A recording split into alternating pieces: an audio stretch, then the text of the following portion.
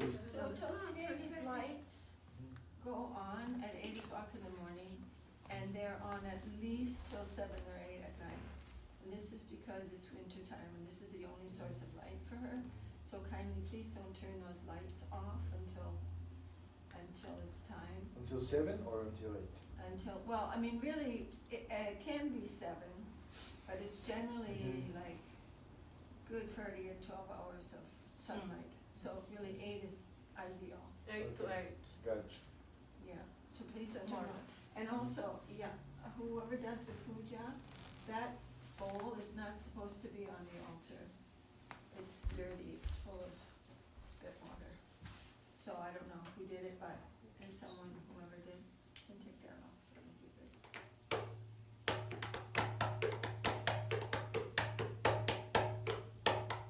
Suda is coming. Do you guys want to chant another kirtan, or? Should we read first the translation? Oh, yeah, okay. The lotus feet of spiritual master are above the pure devotional service. I bow down to those lotus feet with great care and attention. My dear brother, my dear mind, it is throughout the grace of the spiritual master that we cross over this material world.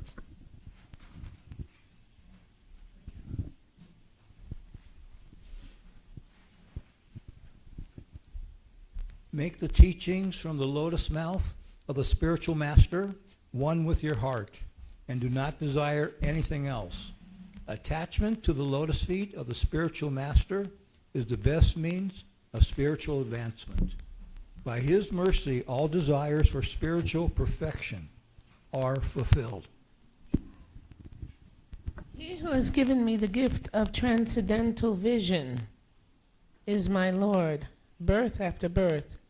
By his mercy, divine knowledge is revealed within the heart, bestowing love and devotion and destroying ignorance. The Vedic scriptures sing of his character.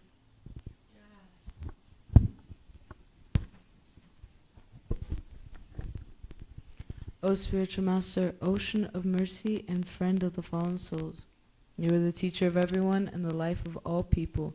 O master, be merciful unto me, and give me the shade of your lotus feet. May your glories now be proclaimed throughout the 3 worlds.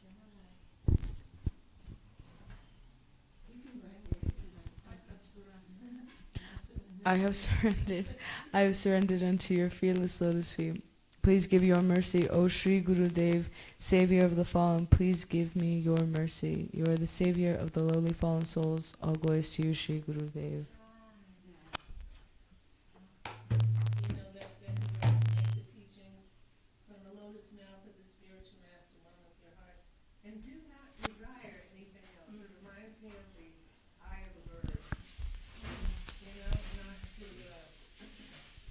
No deviation, just like one pointed, don't see anything else, don't think of anything else, just go for it. And I guess it reminds me of that analogy is a lovely analogy, I think. You know, the Pandavas and Arjuna, that's all he saw. And so we have to be like that. I have to be like that. Actually. When you develop affection, when it's easier. Yes. Without affection, it's duty bound. But with affection, you're right. Flow. That's true. Guru Maharaj said, knowledge without affection will cause insanity. Oh, look at this. Wow. That is really powerful. I think we're all a little crazy. Did you say 185? 86. You're all crazy. 186? 186. Oh, welcome, welcome.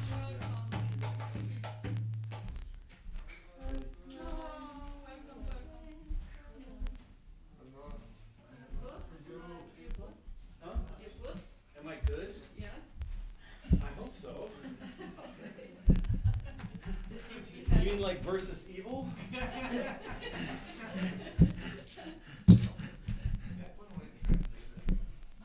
asking?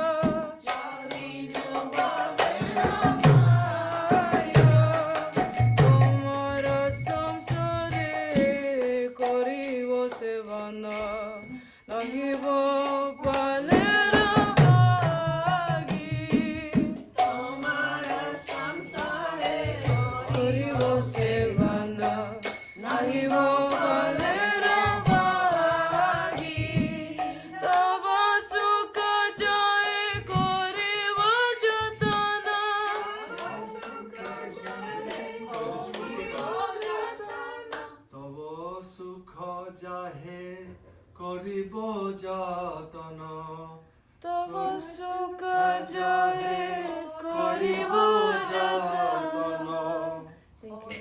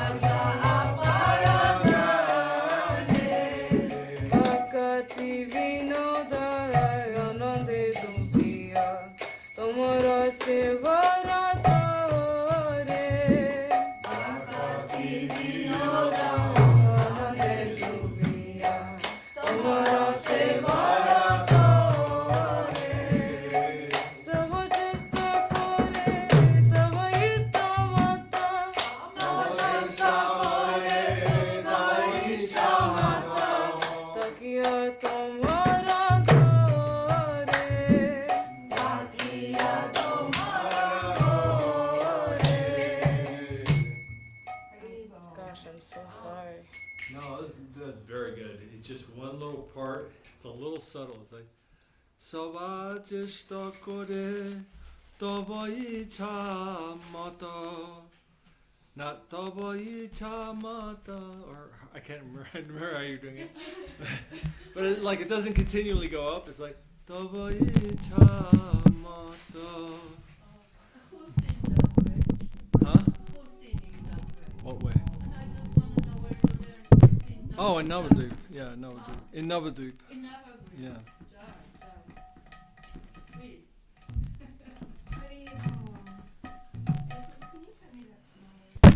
Yes. I have become supremely joyful by surrendering myself for your holy. Unhappiness has gone away, and there are no more anxieties. I see joy in all directions. I don't think this is. Hare Krishna. Your two lotus feet are reservoirs of immortal nectar, where one may live free from sorrow and fear. I have found peace there now and have given up the fear of worldly existence.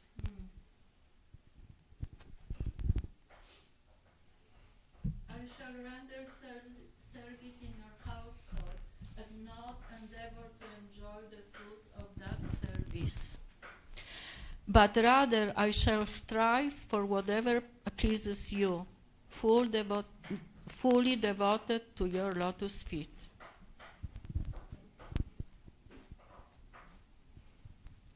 Troubles encountered in your service shall be cause of great happiness. For in your devotional service, joy and sorrow are equally great riches.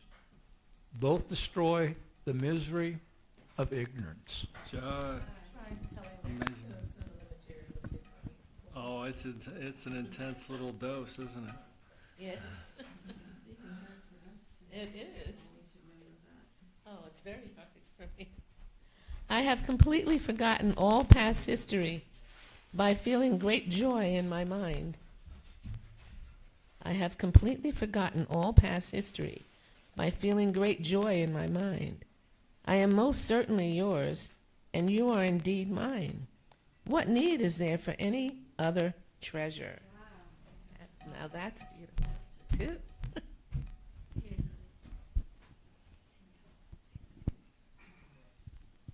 last verse. Bhakti Vinod, diving into the ocean of bliss, devotes all his efforts for your service and dwells in your house according to your wishes. Haribo. Jai Srila Bhaktivinoda Thakur ki jai. Nivedana ki jai. All right. When you're in these troubles, it's hard to. You know that verse. Troubles encountered in your service shall be the cause of great happiness. Yeah. Yeah, I mean, it's just the same tune as Sujanarbuddha, Sujanarbuddha Radhita. Yes, Guru Maharaj has also composed that song. And it's also Sanskrit, but it's the same meter. Same meter. Sorry, Divya, what were you saying? I feel like I talked.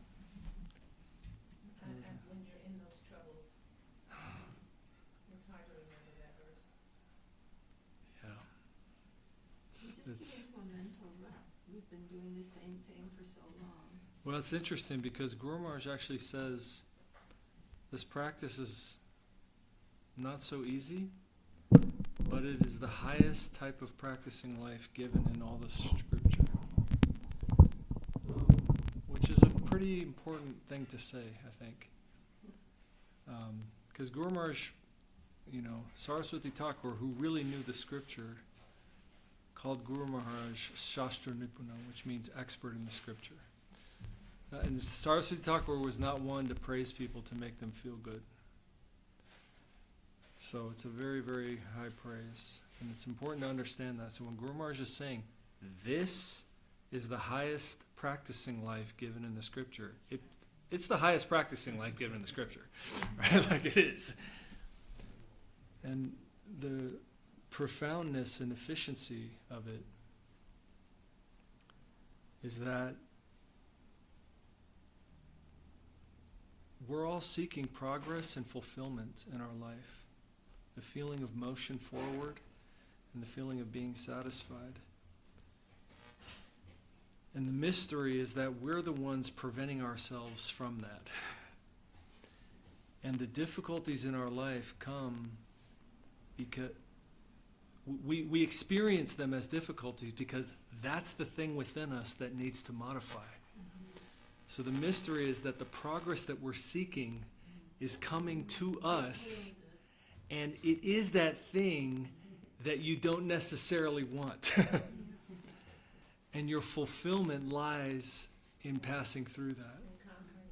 Right, in entering into it in faith in the goodness of God who gave it to you. That my friend, my Lord, my Master who loves me so much and who knows me and who wants me to come to him has given me this very carefully, attentively, and surgically. This is the exact thing that I need. So instead of like theorizing about all these things, about how it needs to be and what I really need and all this stuff, it's like, no. This is what I need. And to trust him enough to then turn into that. And find out the truth of what Bhaktivinoda Thakur was saying. That these difficulties actually will give you the satisfaction and the joy that you're seeking. It's like that you're seeking. It's like that's the wonderful, mysterious thing, and that's how you know you're in relationship. Because what you would have come up with is not what's happening. So you're not the controller. And that thing which you really wouldn't, like, not only not have come up with, but would have, like, very actively stayed away from, is the thing that you have to pass through. And when you pass through it and you know the truth of what Guru Maharaj is saying, and you look back and you go, wow, I'm glad that happened. That's how you know that something greater is interacting with you, that is wiser and loves you more than you love yourself. And that's the wonderful thing. That's how you know that you're in relationship. It's so wonderful what you're saying, because when you said that person loves you more than you love yourself, it makes so much sense, because we don't even know ourselves. like we really don't know who we are. And for me, like when something's really bothering, like whenever I travel, I get a little neurotic. I just, and the other night I was like, oh my God, I got it, you know, and then just a pinch of neurosis comes in there. A little neurotic is what she said she gets when she travels. And I'm like, perspective. Little is a relative term, okay. But the other night, I was really worried about, oh my God, how am I going to do this and that, and then I forgot. I totally forgot. And then I remember, oh my Lord, you brought this circumstance to me, and it is good for me. And the thing is that we think, or I do, that my mind says, if you surrender to this, you're just going to keep suffering. But we don't know what the result of that surrender is going to be. We don't know where the Lord's taking us because we've never been there. It's something new. It's a new perspective that's different from what we've ever known before. Anyway, that's something. Can I just say something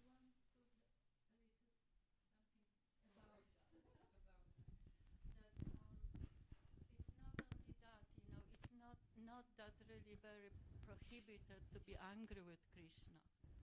Really. Yeah. In relationship, hey, let's face it. So if we're really developing heartfelt relationship with divinity, we have a right to be angry with Krishna. So if he puts something and at first you do not feel it's a blissful and very beneficial for you, you may respond with some, why are you doing this to me? But one of the things is that as we progress, it has no hold on us.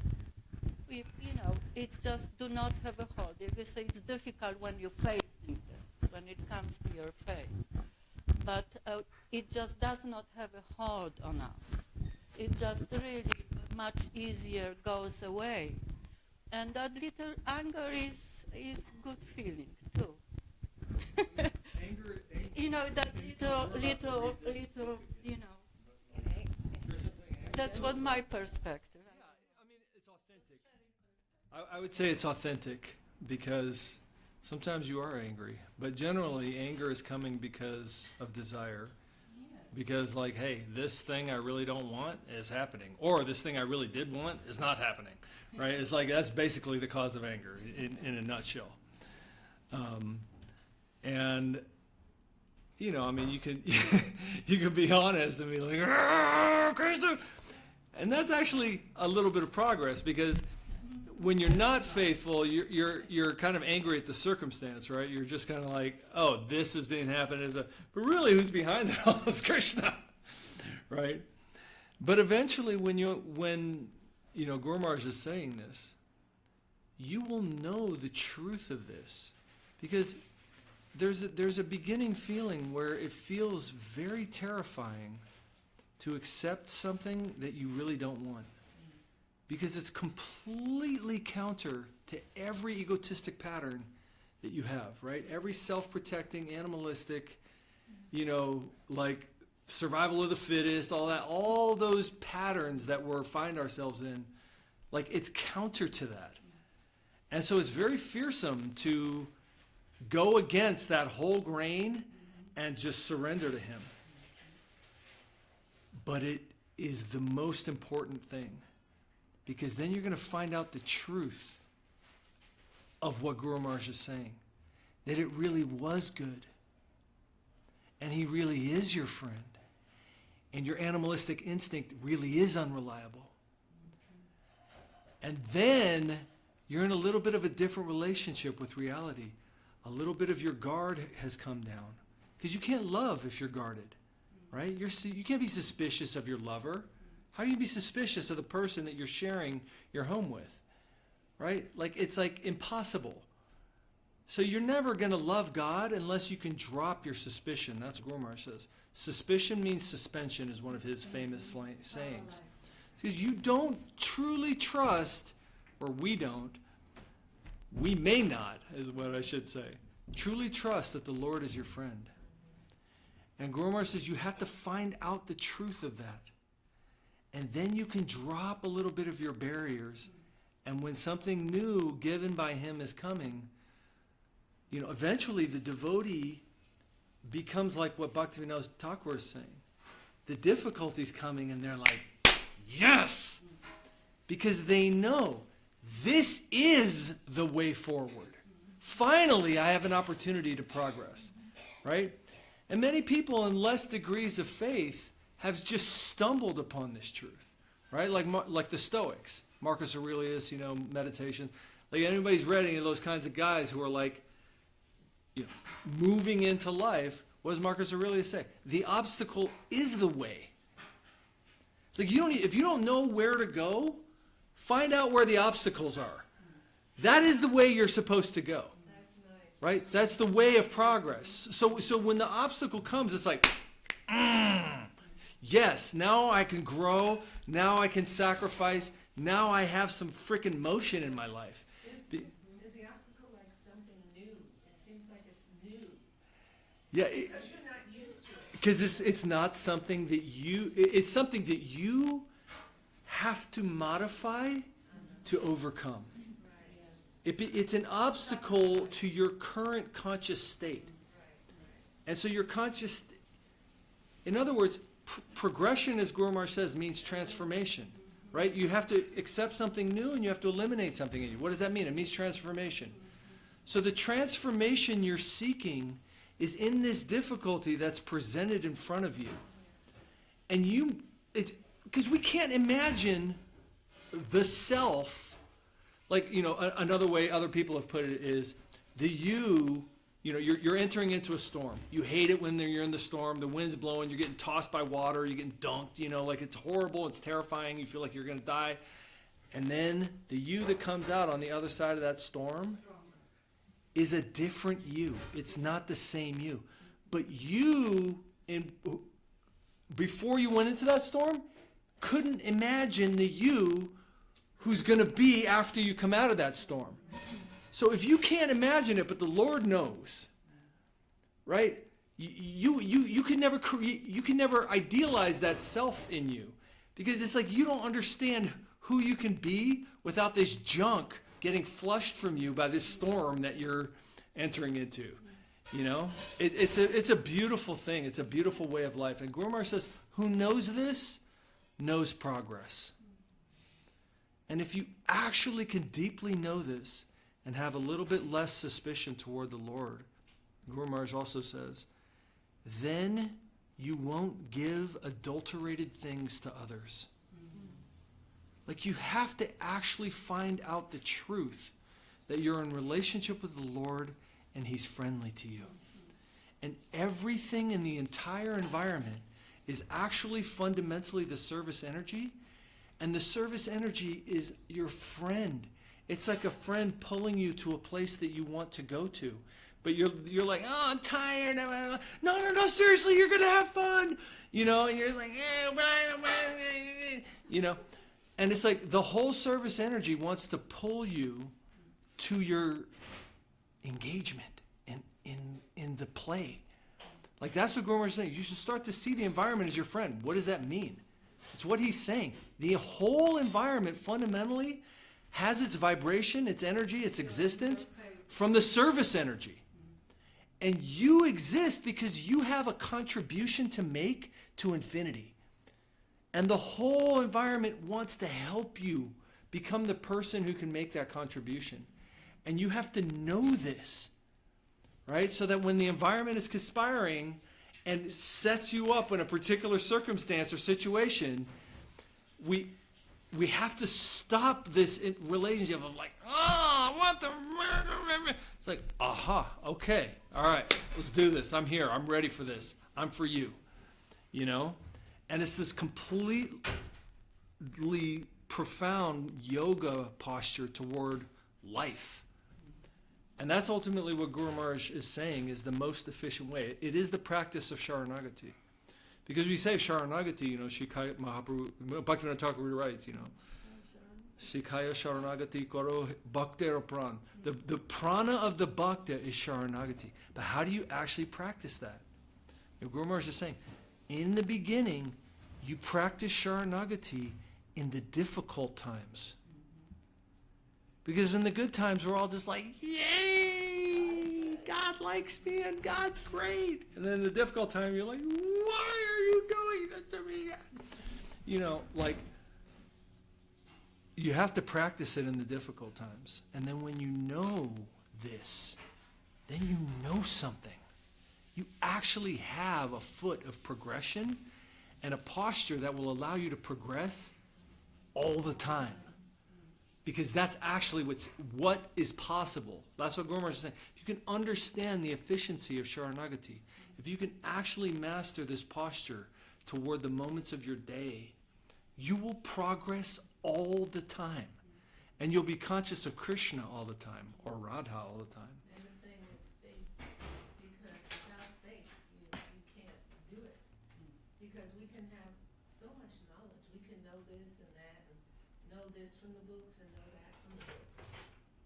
But just the knowledge is not going to make it happen. There has to be something deeper. It has to be faith in the words of Guru. You know, it has to be some. Yeah. You can't. I guess you're practicing life. Practicing life helps you not to forget. Well, and I mean, that's the thing about Guru Maharaj. Like, if you can understand that every situation in life is occurring by His grace, then you're going to have progression all the time. But that's Sharana. Yeah, that there's right. His will is what's flowing, and it is unstoppable. Right? His will is unstoppable. So there's some motion of harmonious, almost dancing with that wave of reality that's in motion, that we have to really, not in some theoretical way, but it really in a real way come into consonance with. And we're going to find that that thing is carrying everything that we think we want and a lot more that we haven't even conceived that we want. It is actually loving and beneficial to us. But that first step of cracking open that little outer shell of our ego and saying, okay, this thing that I don't like is occurring. I know it's by your grace. And even though every part of my ego is screaming out, I'm going to turn into it. You know? And that's the assertion of self, of your individual self. You have some actualization of self at that point, because now you're making a choice. And not only that, you're making a choice that's dominating your mind and your body. Your body and your mind are going, no, you know, animalistic, Darwin, survival of the fittest, we got to get away, you know, blah, blah, blah, right. And you, something deeper, is choosing Sharanagati on top of that. That is something deeper. Because Guru Maharaj says, if you even appreciate the idea of Sharanagati, you're in proximity to something great. Why? Because it's the exact opposite of what every single current in the external energy wants you to do. So why do you want to do something else? Why would you even idealize, even if you're not able to do it? You have some attraction to that. You have some, like affection toward that. Why? It's because you actually have faith. You actually have come into connection with something great. Because you can appreciate that even if you can appreciate that.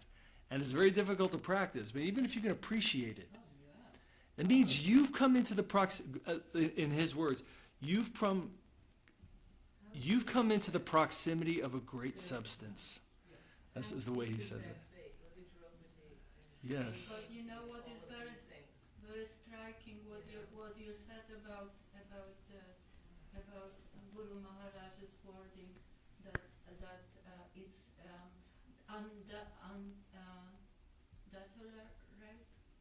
that it's not forced, that you do Unadulterated, not yeah. through your hardship. Yeah. I mean, we could get search for Sri Guru's grace out, because there's a earning something very valuable. there's a That you put the price. yes. It's a high price on it. Yeah. So you are not going to sell to someone as a cheap thing.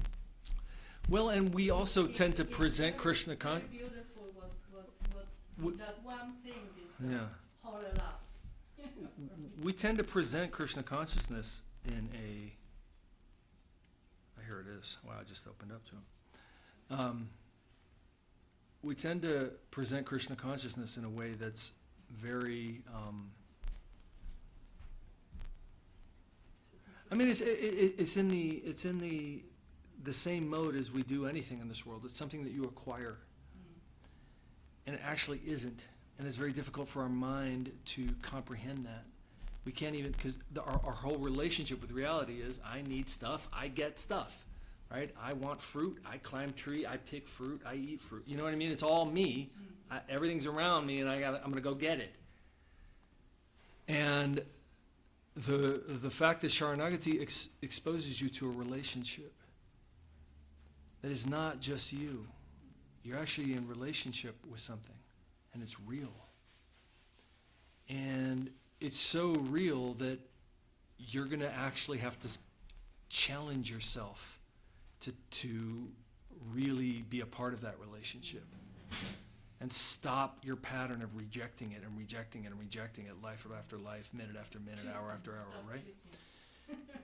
So the progression ceases to be something of like acquiring, right? Because generally in Krishna, you like, oh, I'm really good at my sadhana or something, right?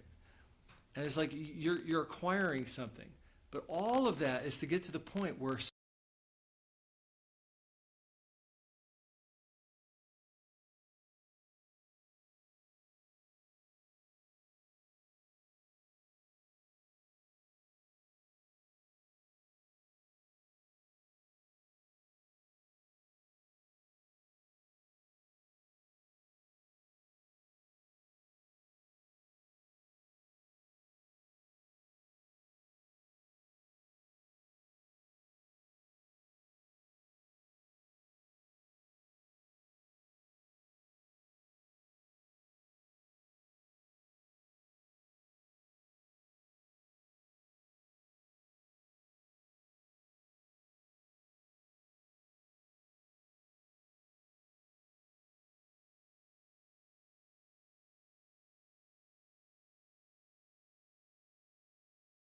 but at a certain point, it's rote, Yes. right? You're not desperate, and you're just Exactly. doing it like. Not hungry. And there's a thing where you read with some actual Well, like sometimes. desperation, where all of a sudden Yeah. things jump off the page.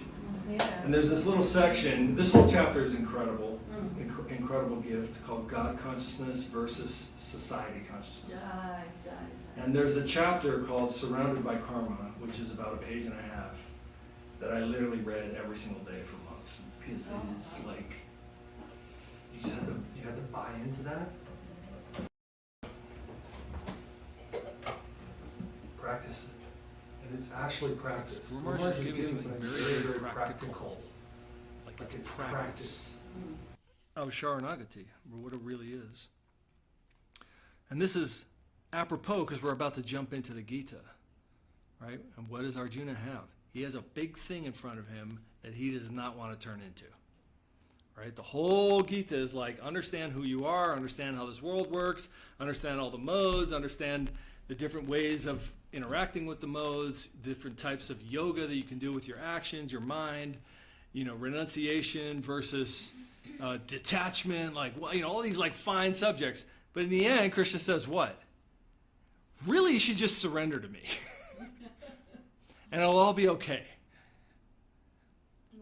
Right? So Krishna says, this is Guru Maharaj. I'm going to read out loud because Guru Maharaj says, so we must not be afraid of any adverse circumstance. Krishna says in Bhagavad Gita, a happy kshatriya hankers for the battle that you're facing. So this is like the stage of a devotee, where what Bhaktivinoda Thakur was talking about. It's like, oh, okay, now it's getting good. Let's do this, finally. Sukhina kshatriya partha labhante yuddham idrisham. So we actually want battle. We have to look. We're looking for progress. And Guru Maharaj is saying, if you're a real kshatriya, you'd be happy about this. Like, that's what a real kshatriya is. A real kshatriya is happy when the battle comes.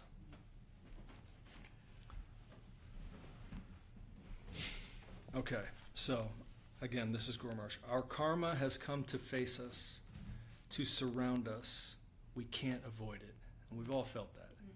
We've all felt that like we tried to avoid everything, and now we're just stuck in a position where whatever we have to go through, we just have to go through it. There's no, right?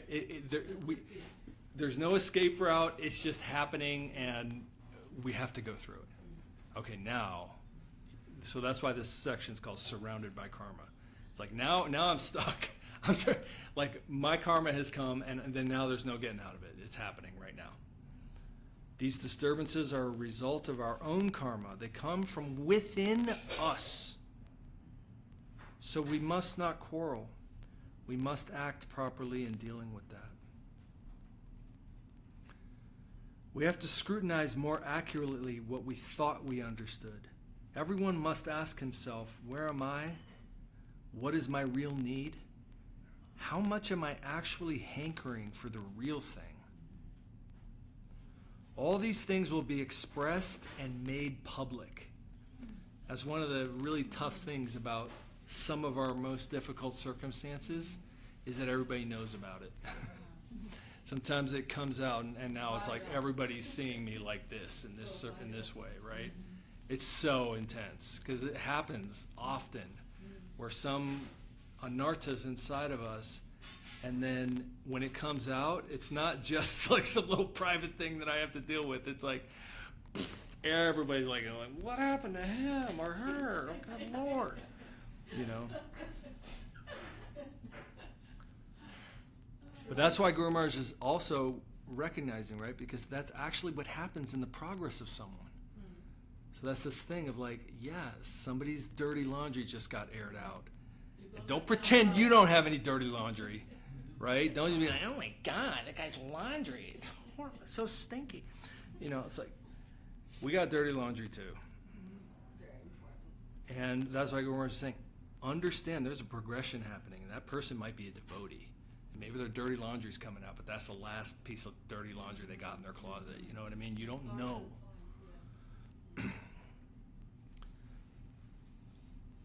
So all these things will be expressed and made public. This is the real field of sadhana. What an expression by Guru Maharaj. This is the real field of sadhana. So this is the real practice. All the other practices are to get you to the point where you can do this practice. This is the real field of sadhana or practice. Our practice, our advancement needs this difficulty. Otherwise, we will not know what is progress. We will become hypocrites and give an adulterated thing to others. So to purify ourselves, it's necessary that so many disturbances come. God has no error. That was what I read. It was funny because this thing where I was going through what I was going through, I literally was thinking there's like a bug in the code, and this like shouldn't be happening. It kept like occurring, like reoccurring in my mind of like, this actually shouldn't be happening. You know, like I'm gonna wake up and this is not gonna be happening, right? You know, like this, like that whole idea of like, this isn't happening, this shouldn't be happening, this is like wrong. It's like, this was just like sobering medicine. God has no error. This is his attentive will for me, and it's not an error. He commands the environment. It's not our responsibility. The responsibility of the environment does not rest upon us. Our responsibility is within ourselves. The environment is in the hands of the Lord, and he has not done any wrong to me. If I'm sincere, I have to adjust myself with this environment and put my faith before him. By our stand in any circumstances in the battle, our patriotism will be put to the test, and we will be tested to see whether we are real soldiers or not. Anything may come, we will have to face that. But I will not forget my Lord, my Guru, my Gauranga, my Radha Govinda, under any circumstances. Now it's real. Under all unfavorable circumstances, I will stand with my head erect and say, yes, I am a servant of that sampradaya. Everyone may leave me and I will stand alone. With this attitude, we must march on, whatever the circumstances may be. Then recognition will come from that side in my favor. Yes, under such trying circumstances, they are still there. Our superiors will be pleased. We must analyze ourselves. That's what susamiksha means. So tate nukampam susamikshamaну. Susamiksha means spiritually, auspiciously analyze yourself. How much are we selfish? To what percent are our unwanted bad habits, anarthas, still present within our hearts? How much are the impurities of karma, gyan, mental desires, other filthy things mixed with real faith? That must come out and must be eliminated in different ways. If we want real good, nothing can hinder us. No one can hinder us. With this spirit, we must move, and we will be able to understand what is what. That's the end of that section. Okay. Jaya, Marsh.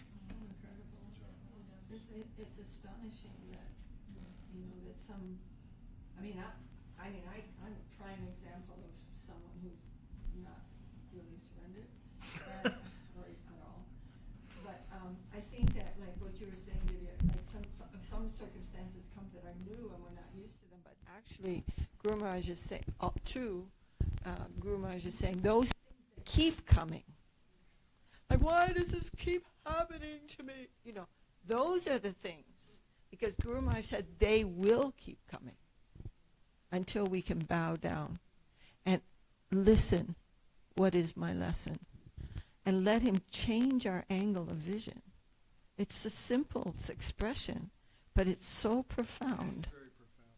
It's funny because I was reading, I don't know why, I think a Mormon friend of mine at work or something gave me a book by one of their prophets. It's not this guy, current guy, it's the guy before him. He's left his body now. And I haven't read the whole book, but I just happened to open it up, and I think it was like just Krishna's arrangement to like have me read this page. And I don't know what they really deeply think, because their cosmology is really kind of strange. But this guy said something really profound in this page that I opened up. He said, God has certain things that he wants you to deal with. And it's like a card in the deck. And he's going to give you the card, and you're going to look at it and go, oh my God, no way, not this card. You're going to try and run away from it, and you're going to give it back to him. And he's going to go, he might go, okay. And he's going to put it back in the deck. And at some point again, that card's going to come up, and you're going to be like, oh my God, no, why does this keep happening, right? Like, it's like that thing where it's like, you at some point have got to play that card. You just have to. You got to frickin' turn into it and realize what it has to give you, because it's good. It's something good. But sometimes we get the card and we're like, no. I wanted to say that it seems like the most advanced devotees go through the heaviest trial. Like Arjuna. Yeah. I mean, that is insane. Yeah. Fighting against your own teacher and, your relatives. And then, Draupadi being just like embarrassed. I mean, that's not even the word. What is the word I'm looking for? Like, humiliated in front of everyone and nobody stepping forward to. You know, I'll share another thing because And yeah, it's because, just, because well, I mean, and it's just to teach us. It's just to show us that we can have that type of power to get through whatever we're going to be given to us. right. See, it's interesting to me because whatever is your problem, it really doesn't matter what other people think about how hard or not hard it is, because it's hard for you. And depending on your state of advancement, something that looks really hard for that person may not even be hard for them, right? There was a guy, he was a Christian guy, and I also happen to watch this video, but he's a guy who was in Afghanistan and quite literally through concussive force, he's in like an armored personnel carrier, and they put an IED on the road, and it exploded, and through concussive force, he had his arms and his legs separated from his torso. So this guy has no arms and nor legs. Good-looking dude, got his arms and legs blown off in a war, like for real. And he was talking about this idea because everyone was like, he gives motivational speeches, right? Because he has this like incredible attitude toward life. And he goes, the most common thing that happens to me is people will come to me to talk about their problems. And they'll always start the conversation with, oh, I'm going through this hard thing with a divorce, blah, blah. I mean, it's not nearly as bad as what you got to go through. But like, for me, he's just like, he goes, that doesn't help. He goes, what I went through has nothing to do with you. You're facing your trial right now. And for you, it is absolutely dominating your mental and spiritual system and possibly your physical system, because a lot of the mental stuff comes out in your body too. You start getting ulcers or your immune system goes down or whatever it is. It's like you're going through it now. And he's like, and it's not helpful for you to go like, I mean, but it's nothing compared to you. It's just like whatever's hard for you is actually hard for you. And so you have to like just keep it in that perspective. This is my mountain, and you don't have to look around and look at other people and go, but they climbed a big high mountain and I just have a little mountain. It's like, for me, I don't know how big that mountain is. Maybe this is the mountain I've been trying to climb for 5 lifetimes, and maybe it really is a big mountain. It's like, Guru Maharaj would give perspectives to people where somebody like come up to Guru Maharaj and like, oh man, I'm so addicted to smoking marijuana, like I just cannot stop, and and Guru Maharaj is like, that? Like, that's not even a problem. That's like nothing. Like, that's like mushrooms. You think that has root on you? Get over that. Yeah, like, he's like, that is like, right? But for that guy, he's just like, he's like, so it's like, whatever you have to deal with, that's what we have to deal with. And depending on what it is, like you can just say, well, I don't know, like every single thing that happens in my life, I get bitter. I get like so bitter, or whenever I look at someone else that seems like they're doing good, I get envious, right? And you can be like, well, okay, well, that's not a big problem. At least you didn't have your frickin' arms blown off and, But it's like, you might have been fighting to get rid of that envy for like 10 lifetimes. You know what I mean?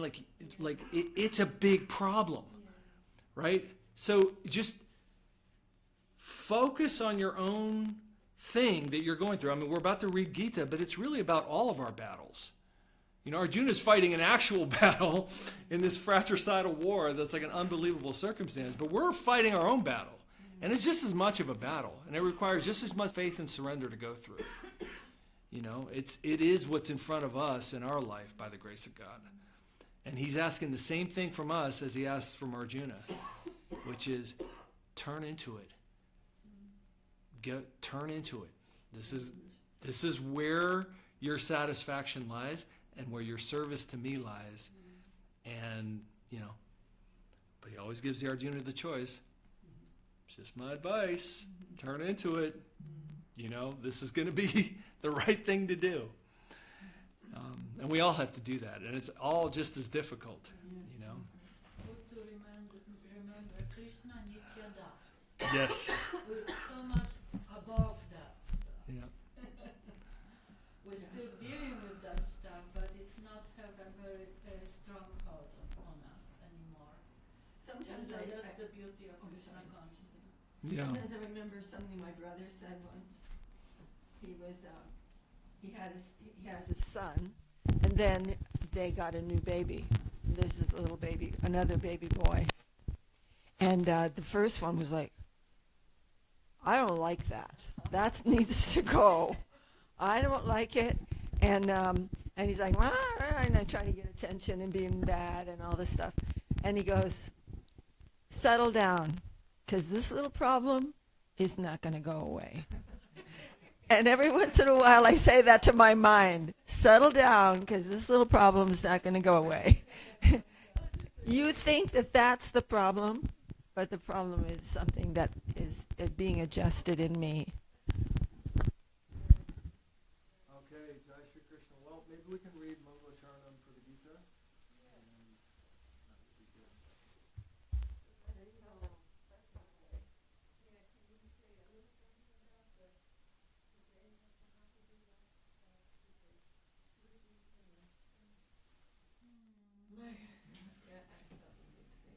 That's not today, is it? Yes, it is. This Mahadwadashi? Yes, Ekadasi, it is. It's today. Okay.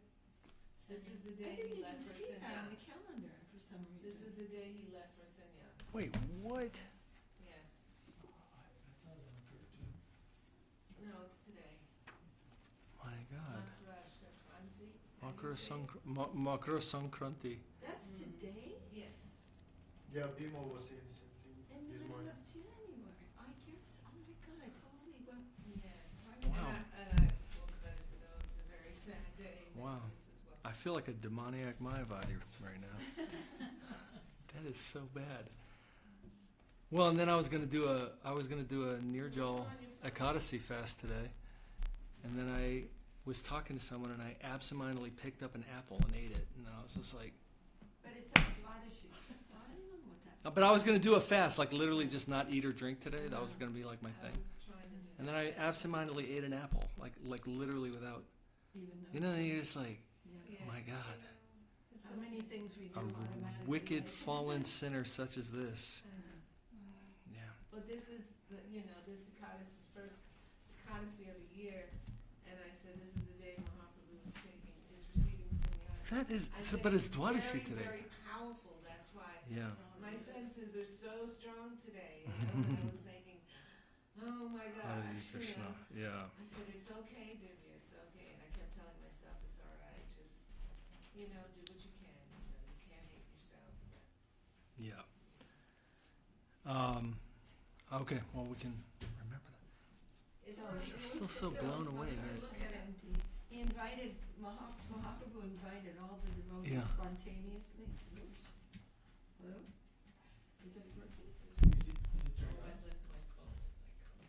now the Is it working? Okay.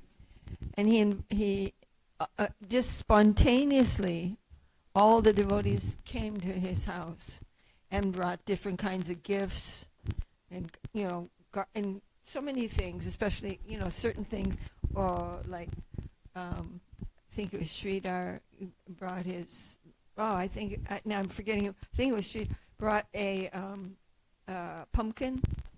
They just brought the simplest things to Mahaprabhu. Really simple thing. And he gave it to his mother to make that pumpkin kheer. And he was speaking to them. Then the next morning, early in the morning, and giving so much affection, he just got up and left. And Mother Shachi knew in her heart that he was going to leave, and she was sitting by the door. And he just left, and she just kept sitting there. And then when the devotees came, I mean, you can tell the story probably better, but, they came and they saw her there, and they, what's wrong? And then she said, he's gone. This house is your house. You take it. You're his disciples. I'm just going to go. No, you. And then they gave her comfort by saying, no, you must take care of Vishnu Priya. She's a young girl. You need to. And then gave her some feeling of, oh yes, I must do this, and gave her some feeling. But anyway, then they were all running, and then Mahaprabhu's gone to Katwa, and then finally the news spread. He's gone to Katwa, and they're digging up the earth. They're putting it on. And they had big, huge pits of earth, and the whole Ganga was just a sea of heads. Guru Maharaj said the people it was just full of people going to Katwa, and then Keshava Bharati was like, he suddenly saw this huge, like, million suns were rising in his ashram. So, you are that scholar boy, and you want to take sannyas? That's young, beautiful. Guru Maharaj said, a beautiful young genius boy. And he said, no, this is not good. He said, okay, then I'll do it, but you need to get permission from your mother. And so Mahaprabhu starts running, and then he says, never mind, bring him back. He's so influential, of course she's going to say yes, she's not going to say no. And then, anyway, and you want to say something more?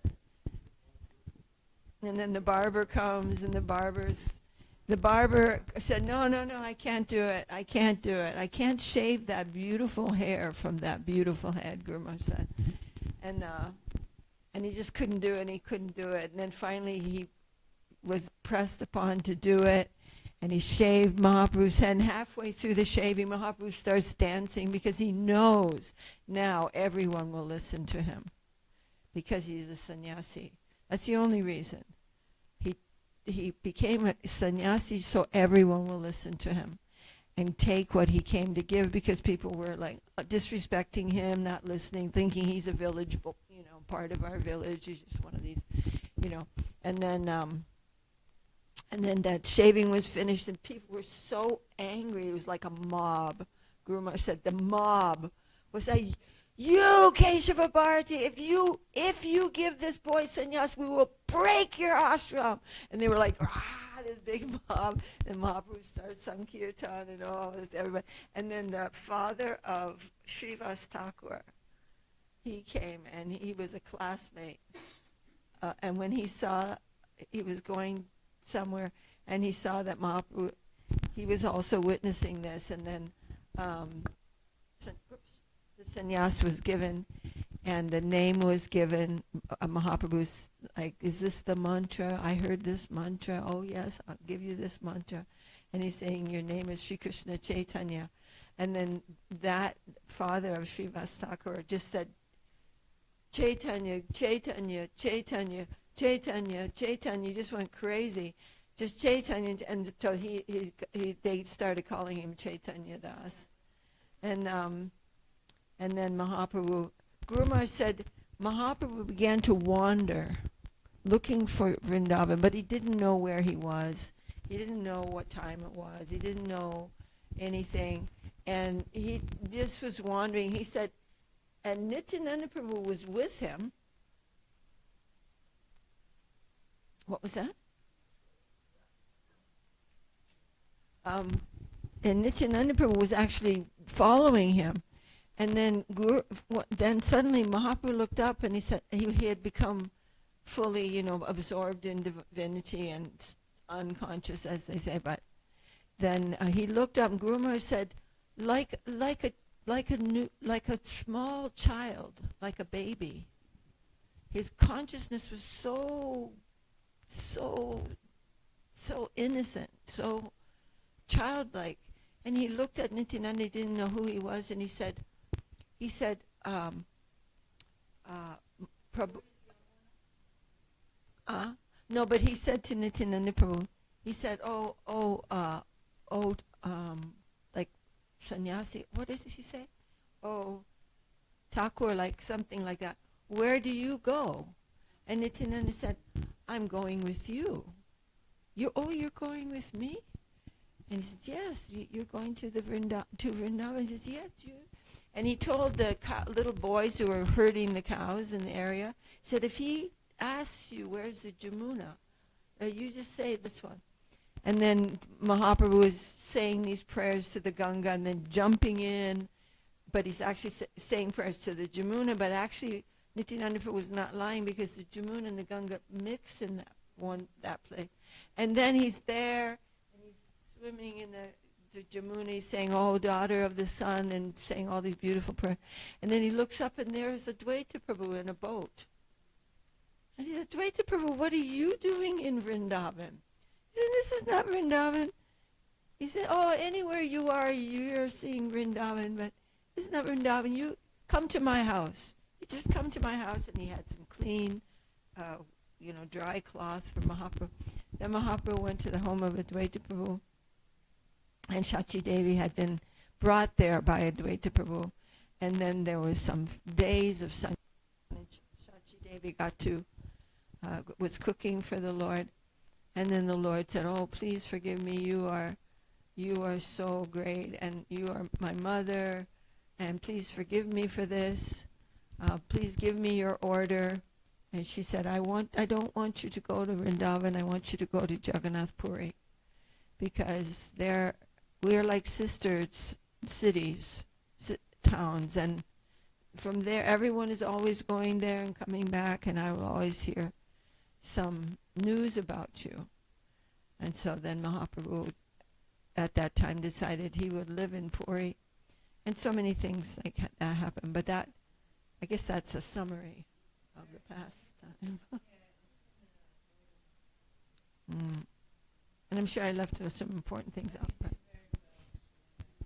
I heard it not so long ago, because Guru Maharaj it's one of the, I don't know, one of the talks of Guru Maharaj that seems to pop up quite often, and how that the emotional time of the people seeing, I mean, it was just like who they're calling out, who invented this sannyas? Where did this come from? What is the good of it? What is the good of leaving one's family and one's who are so dear? Why is this? Why is anyone? They were so upset. Everyone was so upset. And then after Mahaprabhu actually accepted sannyas, and everyone went mad for Mahaprabhu. They just went mad. That sacrifice just touched them so deeply, so profoundly. It was just like melting their hearts and breaking their hearts at the same time. But then at the home of Advaita Prabhu, so many beautiful things happened. And one thing, Advaita Prabhu said, come to my house. I'm a poor man. Maybe I'll give you a little rice. You've been fasting for 3 days. Okay, a little rice. And it's time to break your fast. So he sits down.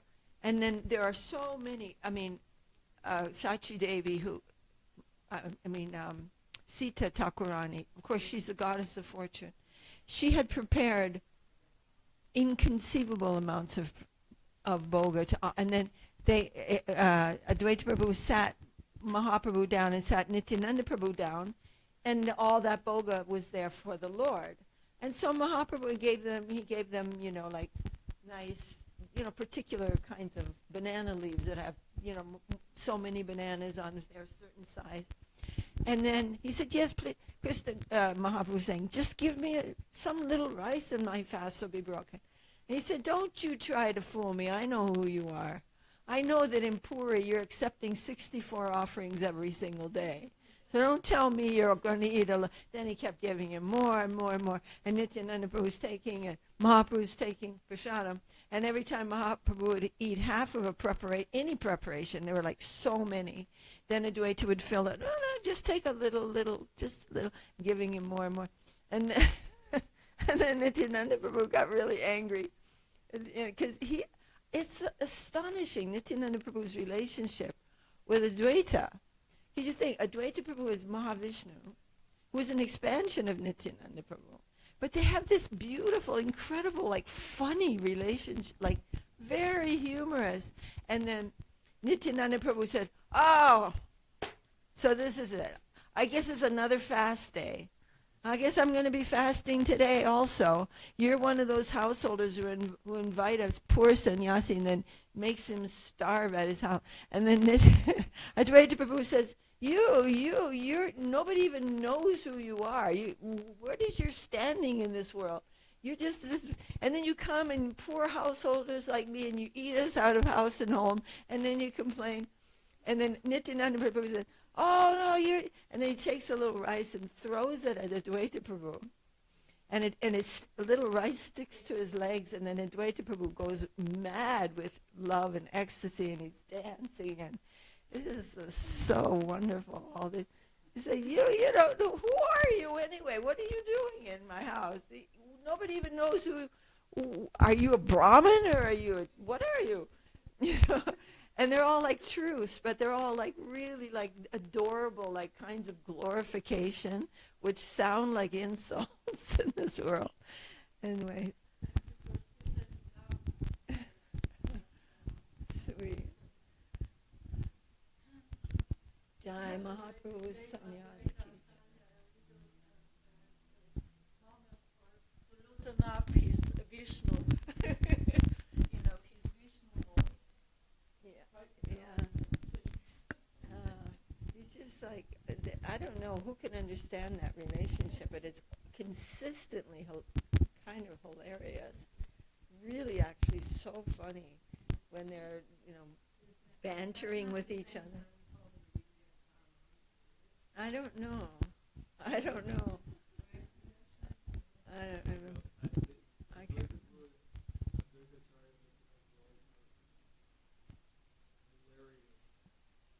Yeah.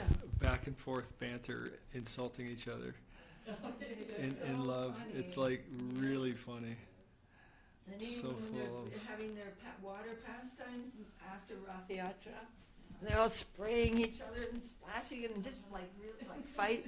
I mean, God fighting with God in the water. It's just like, oh, Achincha Beda Beda Tattva is so like effulgent in these pastimes. I feel like Hare Krishna. Jai Mahaprabhu's Jai Maha- divine sannyas lila ki jai. Huh? Shatila. What was that? Satila Ekadasi. Oh, Satila. That's the name of the Ekadasi. Oh. It's the first Ekadasi of the year.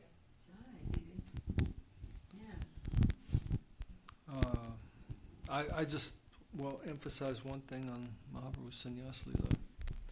Because when we worship Mahaprabhu, we can see him. He's not wearing sannyas clothing. And he has his hair that was said to be so beautiful, softly curled hair.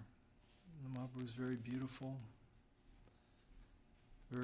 body, golden skin, very beautiful face, very beautiful hair, and he was said to be 7 feet tall. So this kind of glowing, gorgeous personality. And after the passing of his father, he went to Gaya and is said to have met Ishwara Puri. And he came back to Navadvip and began to teach the fundamental truths that we're familiar with as devotees. That Krishna is at the basis of everything. And that the path forward is to see the Lord behind every single atom. And not just the Lord, not just Krishna, but Radha Vinod Krishna, which means the pleaser of Radha. His advocation is to go directly to the center. And as Srila Sridhar Maharaj says, to see that the center is everywhere and there is no circumference. So at the center of everything, including our own life, is Radha Vinod Krishna. And who is Krishna pleasing? The gopis. So then Mahaprabhu is preaching that we should all be serving and worshipping the gopis, and he's chanting Gopi Gopi.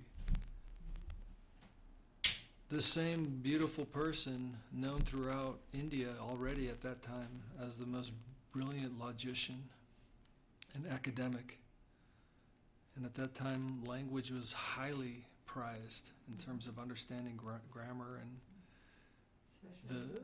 the method of capturing concepts in sound in languages. That's a highly prized idea. And Mahaprabhu is known to be the best. And then he comes back and he's chanting Gopi Gopi. And everyone's like, he's lost it. Oh, that's too bad. And actually he's preaching the most profound truth, but it's not in the package that they're accustomed to hearing it. And it says something about the animalistic nature of people within this world.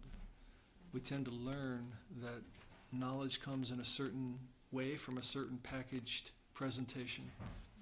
And if it doesn't come in that packaged presentation, then we're just like, not sure about that, right? It's like when the TV is always telling us, the experts say blah blah blah. It's just like, I listen to experts, you know, like. And so, Mahaprabhu is giving the absolute truth, and it's not being heard by the common conditioned people. Conditioned literally means brainwashed, right? That's what it means. You're just conditioned to a certain way of hearing things. And I think it's a profound meditation where Mahaprabhu's feeling his own necessity of his avatar. You know, and you can say that's the duty part of his avatar, is to share this profound truth with everyone. And of course, the internal is much deeper, that he wants to discover this essence of Radha Bhava and how it is that the servitor is conquering he who is served. This divine mystery that is explored in Ramananda Samvad. But his Yuga avatar, his duty within this world to give of himself, is not being heard by people. And what a amazing thing. So he felt this growing push that I'm going to go present myself in a way that these people can hear me. And it's very, very painful that for the sake of everyone else, he left his close friends in Navadvip, Mukunda Datta, Vasudev Ghosh, Srivas Pandit, all these beautiful devotees who had such a close relationship with him. And he had to leave that for the sake of his duty, you can say. And so for the devotees who have that bhava of Navadvip, who have that feeling of Mahaprabhu as their family member, as their friend, as their classmate, as their teacher, as their associate, is too painful. They can't even view him in that sannyas vesh. Because sannyas at that time in India is not even like what it is now. It's a very brutal cut, because it's based on tyag, this intense renunciation.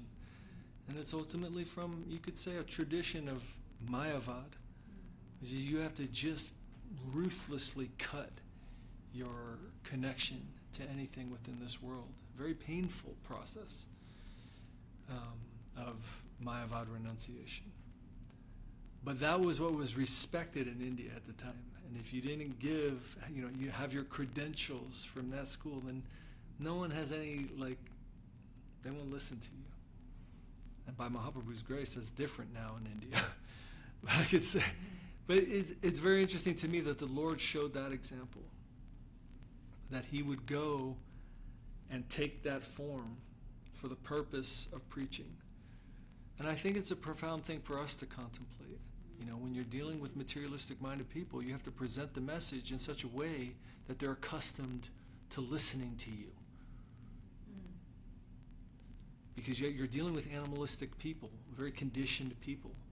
And so they were used to receiving truth in a particular way. And even the Lord himself presented himself in such a form where they could hear what he's saying. Saraswat Thakur also, showed that principle in his own preaching. So, that's the painfulness of this day, is that all these heart, and of course his mother as well, but all these heart friends of Mahaprabhu lost him. And as Mata said, he was feeling this. Some devotees had that premonition that he would be doing that, and came and gave some gifts. And of course his mother knew this is going to be the night, and she just sat on the doorstep waiting for him. And then he awoke at 3 in the morning, and she's sitting on the doorstep and just looking at him, and he walks by her and jumps in the Ganga and swims across in the night, and then runs. Runs to Katwa. That's a pretty good run. So Mahaprabhu is like, can you imagine his form? Amazing. And just swims the... With Keshava Bharati, what kind of trick was with the mantra Mahaprabhu told him? Yes, that's what Mataji was mentioning, yeah. So when he... I just Of course, don't yeah. remember exactly. Mahaprabhu said to him, because Keshava Bharati is in the line of this Mayavad sannyas, right? So he can give that, and that's why everyone is freaked out in India, because it's just like, it's so heavy. It's like incredibly painful. But when Mahaprabhu took the sannyas mantram from him, he said, "Will you give me this mantram?" And he said it. So he gave the mantram to Keshava Bharati. And then Keshava Bharati said, "Yes, I will give you that mantra," and then he gave it back to Mahaprabhu. How sound that mantra? No, I don't know the sannyas mantra. It was written anywhere? It is written. Of course, it's known by those who are initiated in that. Yeah, I don't know that mantra. But that's how he did that. So in a way, he initiated Keshava Bharati, and Keshava Bharati initiated him. I think there was some sort of very slight modification of the word it gave him. It sounded the same, but it was some. Yeah, very that's a confidential mantram. So it's not easy to find in the world. I'm sure it's findable, but I don't want to violate that and just look for it. If it comes to me, okay, but. It's like you were saying, in Bhaktivinoda Thakur also. Bhaktivinoda Thakur doesn't like to see Mahaprabhu. He doesn't like to think of Mahaprabhu as a sannyasi. And we're seeing this. We may not have that in our heart, but we can see that there's some intense heart feeling of the devotees in Navadvip for this mood of worshiping Mahaprabhu in his family form, not in his sannyas form. And we also can, maybe we don't have that bhava, but we can worship that bhava in those other higher devotees who actually feel that within their heart. They have some heart feeling for this, and all of these things are so full of the spectrum of relationship, because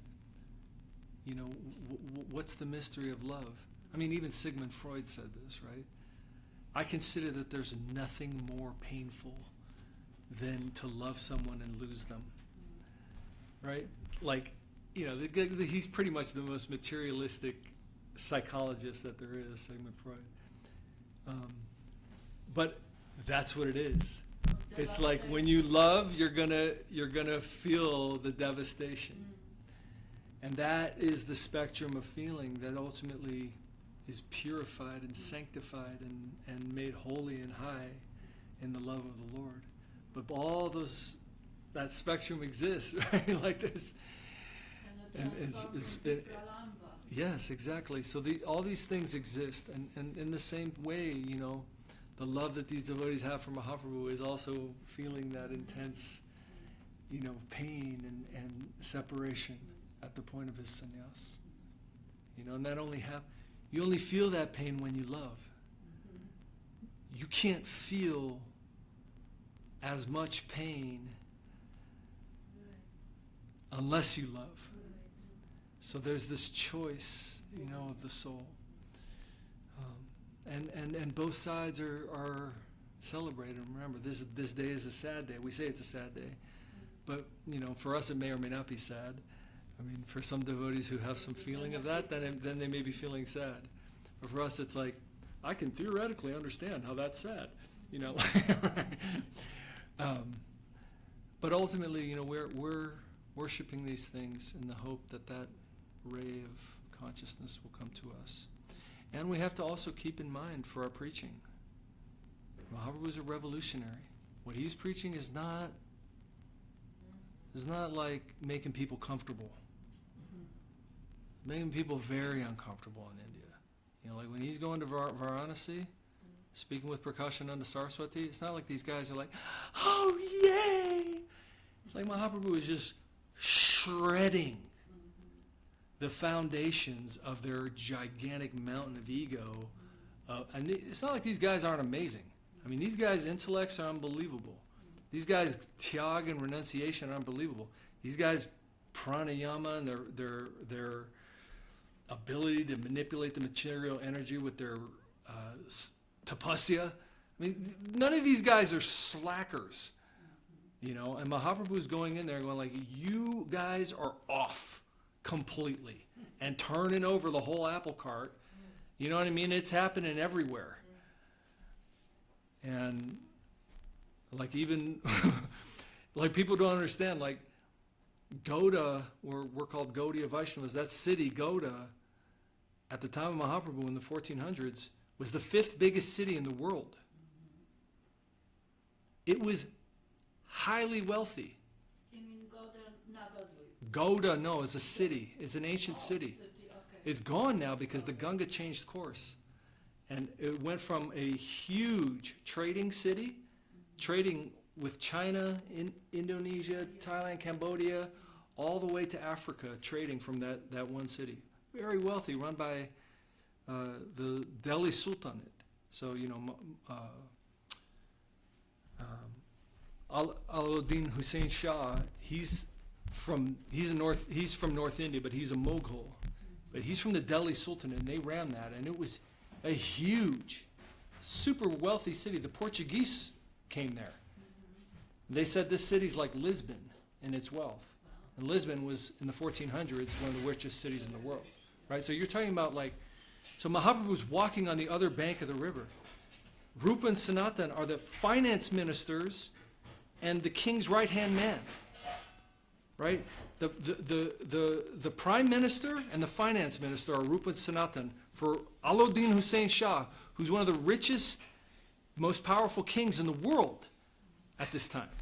Like, people don't understand this. Like, you want to talk about disruption, Mahaprabhu walks on the other side of the river of Gauda, and Rupa and Sanatan seem like, who is that?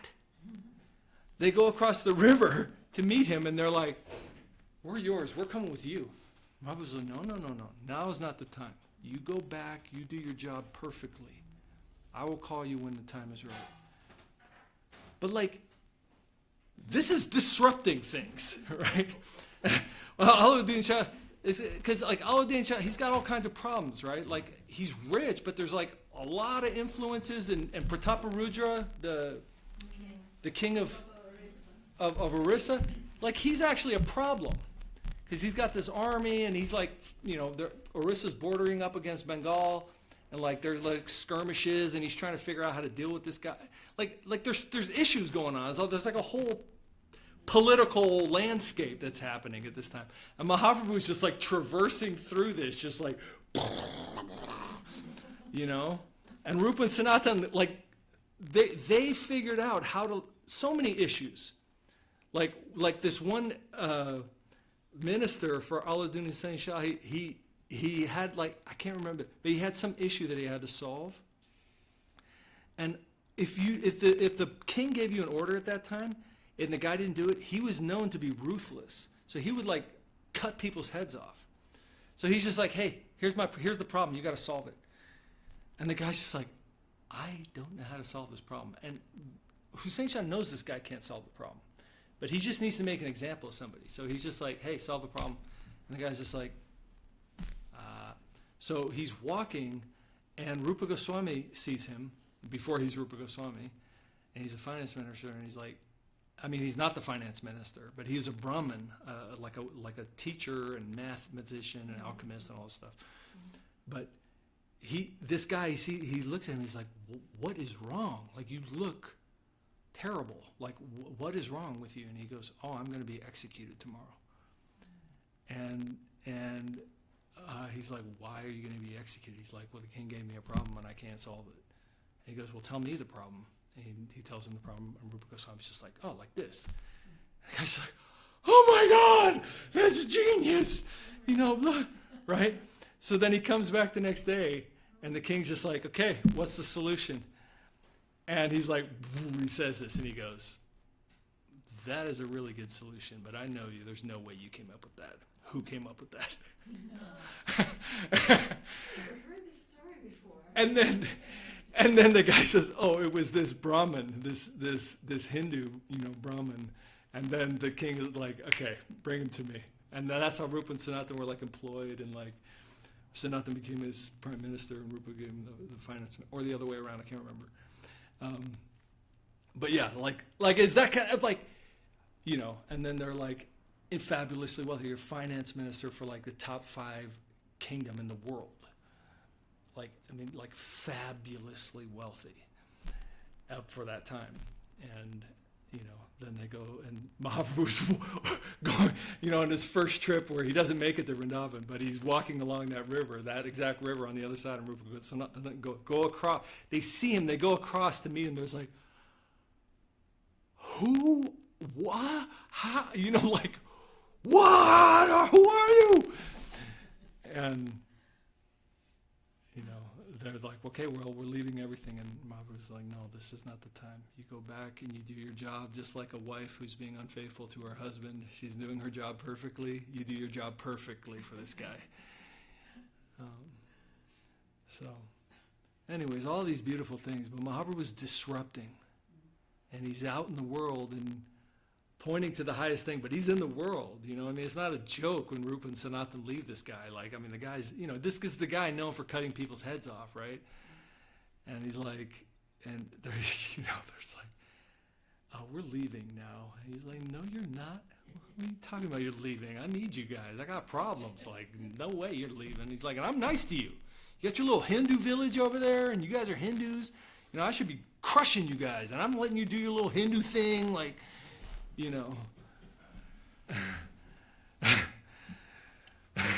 Krishna.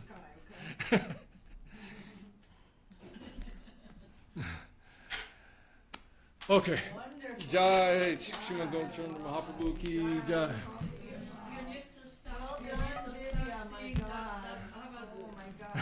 So He wants to write about. Yeah, It's interesting case. it's all amazing. Yeah. But Mahaprabhu, what I would say is, Mahaprabhu was willing to do anything to present things in such a way that the people could hear it. Now, how much they heard, how much they didn't hear, but India is a fundamentally different place because of Mahaprabhu. And the world is eventually becoming a fundamentally different place because of Mahaprabhu. And Advaita Prabhu called Mahaprabhu because he said, if you don't come, I'm going to kill all These of them people. with my Sudarshan chakra. But he didn't give No joke. a small thing. He gave something completely revolutionary, which is that the Lord of Radha is the force sustaining the existence of every atom. And that's why we surrender. That's why we practice Sharanagati. Because that Lord is accessible in the moment of your life. He's behind the moments of your life. And you have to connect all the way through all these layers to Him right now in this next moment of your life.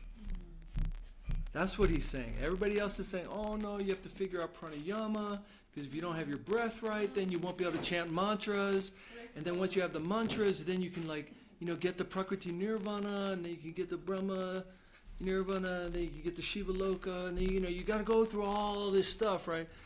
And Mahaprabhu was just like, right now in your life, say His name and connect to Him in Sharanagati. Right now. Because He's at the basis of everything. All these layers surpassed. Okay. Hari Haraya Namo Krishna Yadavaya Namo. This is Mahaprabhu's song, actually. Hari Haraya. Can you remember that Bengali, that black and white movie of Mahaprabhu? Yes. Hari Haraya Namo Krishna Yadavaya Namo Hari Haraya Namo Krishna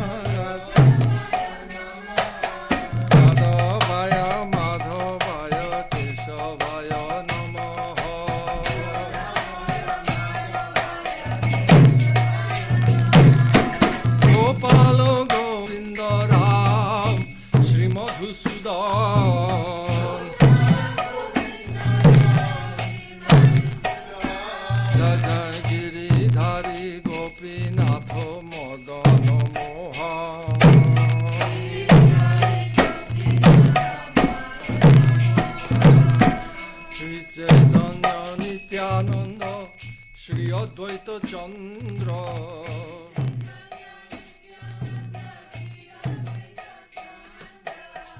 Gadadhara Srivasadi Gaur Bhakta Vrinda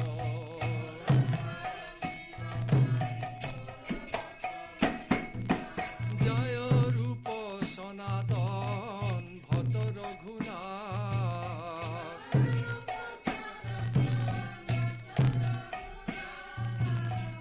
Jai Rupa Sanatan Bhata Raghunath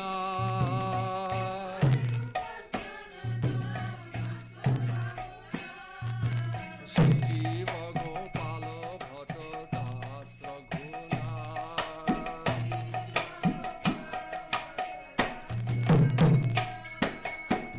Hare Krishna Krishna Krishna Hare Hare